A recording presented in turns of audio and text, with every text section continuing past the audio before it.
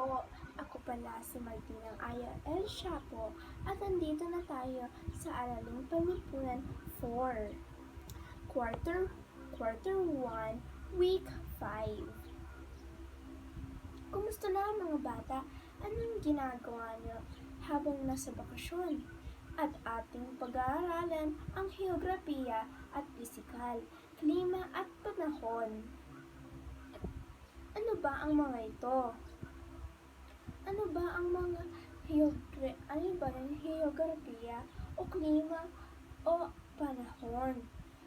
Sa video na ito, papag-aralan natin ang lahat para tayong SPED ay matuto. Sasagutin na natin ang tanong na ano ang klima at panahon. Ang klima ay ang pangkalahatang kalagayan ng panahon sa isang lugar na may kinalaman sa atmosperya, temperatura at iba pa pang nakaaapekto sa pamumuhay ng mga nilalang dito. At ngayon, punta naman tayo sa panahon. Ano nga ba ang panahon? Guess nyo muna bago ko isabi sa inyo para tayong SPED ay hindi lang isinisubo. Ito, tayo ay ang nag-aaral para tayo ang matuto. Ang panahon naman ay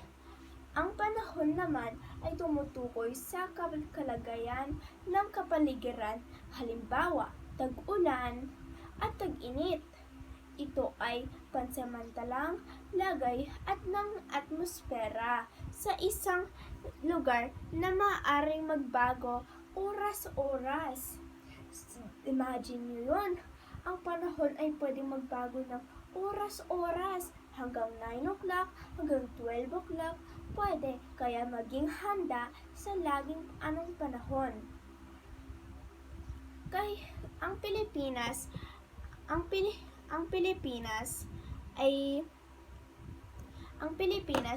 ay mainit at hindi nagsusnow.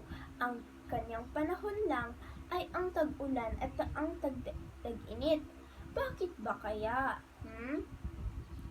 I-guess nyo muna para hindi tayo ay sinusubukan. Mga SPED ay laging matuto. So, nag-guess nyo na ba? Kung ganoon,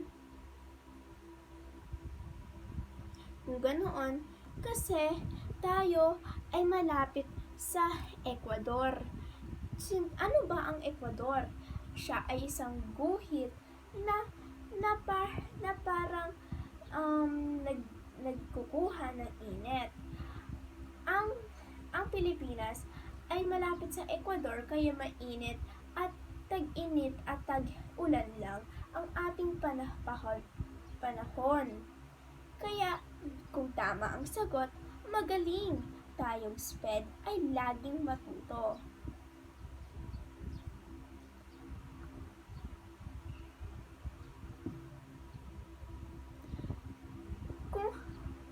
Kung iisipin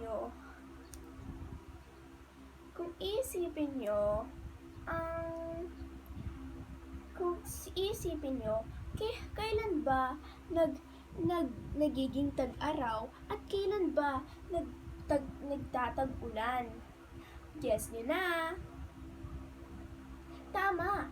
Ang tag-init ay nagsisimula hanggang Nobyembre hanggang Mayo at ang tag-ulan ay hanggang Hunyo at hanggang Oktubre. Kung ganoon ang sagot nyo, tama! Tayong SPED ay laging natututo. Ngayon, ang tanong ko sa inyo, anong panahon na ang nasa iyo? Comment down below at don't forget to subscribe. Ang Pilipinas ay may iba't ibang temperatura. Tapos, meron siyang taas na lugar at galaw ng hangin. Ang temperatura ay ang degree ng init o lamig ng isang puok. Tapos, di mo naman alam kung kailan mag-i-snow at kailan magtag-iinit. Pero minsan, mas mas laging may araw. Laging may araw kahit anong panahon. Pero may isang panahon na walang araw, ang tag-ulan. Kasi may ulan siya at walang araw. Malamig. Mga salik na nakaka-epekto sa klima. Ano ba ang temperatura? Ito ay tumutukoy sa nararanasang init o lamig sa isang lugar. Pwedeng kapag maraming puno, pwedeng mahangin at meron pa ring lamig at meron pa ring init kasi may sikat ng araw. Pero kapag nasa pinakataas ka, malalamigan ka kasi nasa hangin ka. Pero pwede ka lang pumunta kung pupunta ka sa mga bundok, altitude o taas ng lugar. Ito ang kataasan ng isang lugar o altitude ang dahilan kung bakit mas malamig sa mga lugar na mataas ang kinaroroonan. Imagine nyo, kapag nasa bundok na yon, parang nalalamigan ka. Kaya kanina sinabi ko, ano kasing kaninang sinabi ko? Tama, ang kanina kong sinabi ay kapag nasa pinakataas ka, parang bundok, nalalamigan ka, pero may hangin pa. O direksyon ng hangin. At ang iba-ibang direksyon ng ihip ng sa hangin kung saan mainit o malamig ang lugar ay tinatawag na monsoon. Imagine nyo, ang tawag doon ay monsoon. At kapag nakikita nyo sa balita, may mga colorful lights, ay yun ang hangin. May dalawang uring hangin. Hangin habagat. Ang hangin habagat ay hangin nagmumula sa timog silangan. Ito ay nagsisimula mga Mayo hanggang Setyembre. At ang amihan ay pumupunta sa hilagang silangan. Ito ay pumupunta mga Nobyembre hanggang Marso. Katubigan. May apekto rin ang malalaking katubigan sa klima ng isang lugar. Mas mainit sa mga lugar na ito tuwing umaga kaysa sa gabi. Tumataas ang temperatura tuwing sumisikat ang araw. Pero sa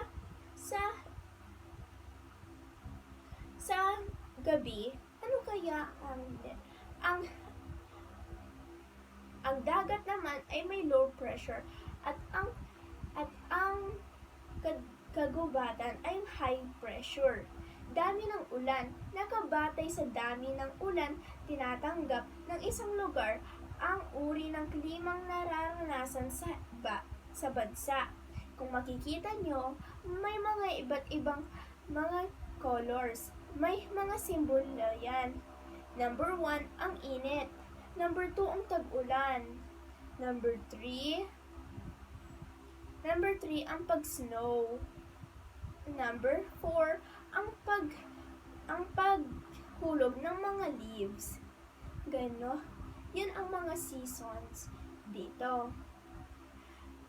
Kung may napag-aralan ngayon kayo, you're doing a good job. Kasi ay sinasabi natin, ang SPED ay laging handa at advance sa ibang mga mag-aaral.